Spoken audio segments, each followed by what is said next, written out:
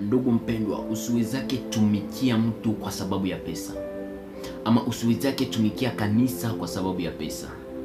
Kwa sababu wakati unamtumikia mtu kwa sababu ya pesa, anajua bei, anakuwa anajua tayari bei ambayo uko nayo.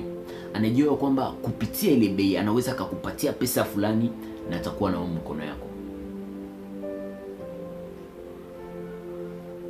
Usikuwe unatumikia kanisa kwa sababu ya kupendwa kulipa ndugu. Usikuwe unatumikia mtu kwa sababu ya kupendwa kulipa. Hata kanisani, mimi siwezi kusema naweza kutumikia kanisani kwa sababu wanilipe na nini.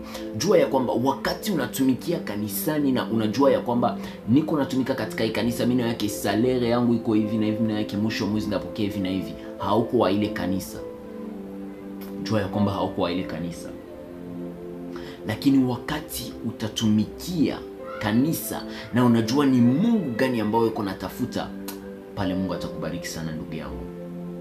Lakini wakati unatumika kanisani na unasema ya kwamba hii niko naifanya kwa sababu ya mwisho ya mwezi watanipea mshahara, kwa sababu mwisho wa mwezi napokea pesa fulani, kwa sababu mwisho wa mwezi napokea, hakuna ndugu yangu. Usipende sana kutumikia kanisa kwa sababu ya pesa, lakini penda sana kutumikia kanisa kwa sababu unamtumikia Mwenyezi Mungu, napenda umfurahishe Mwenyezi Mungu.